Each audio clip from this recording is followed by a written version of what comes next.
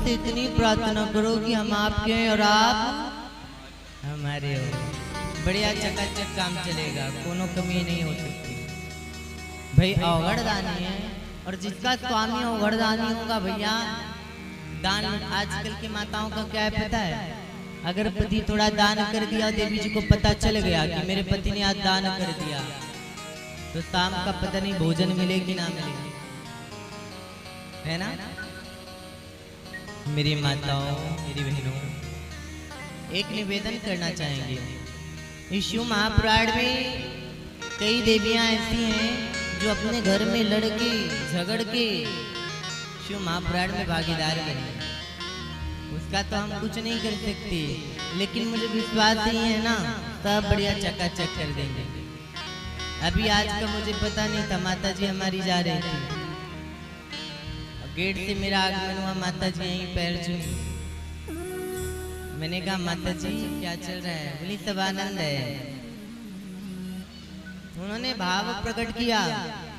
और आज हर एक घर में एक माँ ऐसी होनी चाहिए कि जो अपने बच्चे को अच्छे संस्कार दे सके। माता जी ने कहा गुरुदेव मेरी इच्छा है मेरे बहू और लड़का को अभिषेक और शिव महापुराण में भागीदार बनना है। मैंने कहा जय जय कृपा है हमारे भोलेनाथ की। और आज बड़े ही रीति रिवाज के साथ में आचार्य ब्राह्मणों के साथ बैठ करके हमारे आदरणीय भाई साहब एवं उनकी धर्म पत्नी मुख्य यजमान के रूप में विराजित हुई और ये शिव महापुराण में शामिल होकर के अपने जीवन को कृतार्थ कर रही हैं। ऐसे हमारे सहयोगी गण को इस व्यास मंच की ओर से कोटि कोटि नमन।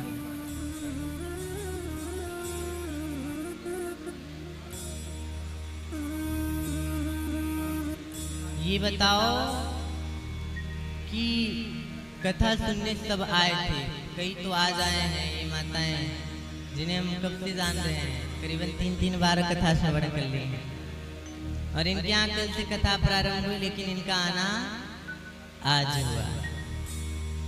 कोई कहता है गुरुदेव मेरी तबीयत खराब हो गई थी, कोई कहता है गुरुदेव मैं घर में व्यस्त हो गई थी। लेकिन हमारे गुरुजी क्या कहते थे पता है? कहते थे रसराज जब तक है ये जिंदगी फुर्सत मिले ना काम से। जीवन जब तक है ना काम से फुर्सत मिलने वाला नहीं। क्यों पता है?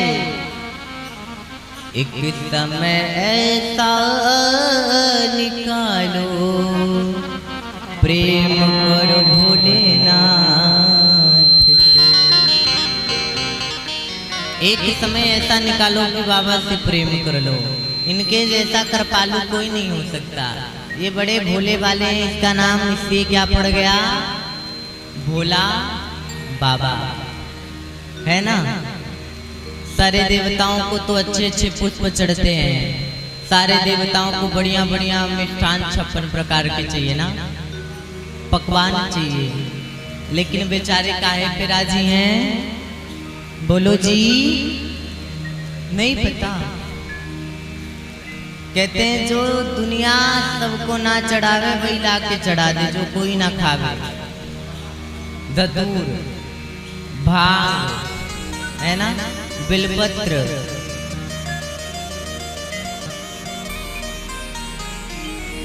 इनकी जैसा दयालु कोई नहीं होगा। धन्य है हमारे भोलेनाथ, बड़ी कृपा है। अब भोले बाबा का प्रेम अगर पाना है, भोले बाबा का आशीर्वाद पाना है, कृपा पानी है, तो किसके चरणों में चलना पड़ेगा भैया?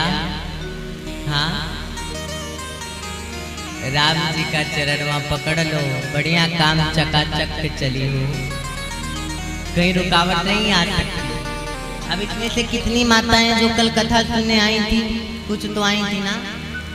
कल कथा कहाँ पहुंची थी हमें तो याद नहीं है, क्योंकि मेरी तबीयत को आप पता है ना, एक दिन मस्त रहते हैं तो दूसरे दिन सस्त रहते हैं। कहाँ थी वो कथा, कहाँ पहुंची थी? आपस में बात करने के लिए नहीं बोला है इधर। अब याद रखिएगा, कल देवी सती भगवान श्री राम की परीक्षा लेने गई थी। किसका रूप धारण करके? माता सीता का रूप धारण करके। और जब सीता जी का रूप धारण करके गई थी ना, तो बाबा ने बड़ा सुंदर भाव लिखा कि सीता जी का रूप बना के तो चली गई, लेकिन सीता जी का व्यवहार नहीं ला पाई, स्वभाव नहीं ला पाई। स्वभाव मतलब कि सीता जी राम जी के पीछे चलती थी, और जो नकली सीता सती जी बन के गई है ना, राम जी के अगवा चल रही है। राम जी ने देखा, माँ कह के प्रणाम किया। देवी सती को बड़ा चोट लगा। देवी सती को जब चोट लगा तो कोटि कोटि नमन करके, प्रभु क्षमा कर दीजिए, मुझसे बहुत बड़ी गलती हो गई। क्या हो गई? बहुत बड़ी गलती हो गई। अब मेरी माताएं समझिएगा, अपने से सर्वश्रेष्ठ की कभी परीक्षा मत लीजिएगा। परीक्षा का मतलब समझ रही हो? आपके अंदर कितना भी ज्ञान हो, अगर आपसे बड़ा है, श्रेष्ठ है, तो उसका कभी परीक्षण नहीं करना है। परीक्षा का मतलब, कई माताएं अगर पकौड़ा बना लेंगी ना, तो दूसरे से पूछेगी आपको पकौड़ा बनाना आता है? वो कहेगी हाँ आता है। बताएंगी बताओ कैसे बनता? उनको आ रहा है, फिर भी पूछ रही है।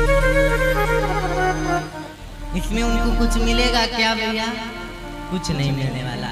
इसलिए अगर नहीं आता तो आप प्रेम से पूछ लो कि हम पकौड़ा बना रहे हैं, हमें आ नहीं रहा है, थोड़ा बता दीजिए। अब इसमें पूछने की क्या जरूरत कि आपको पकौड़ा बनाना आता है ना?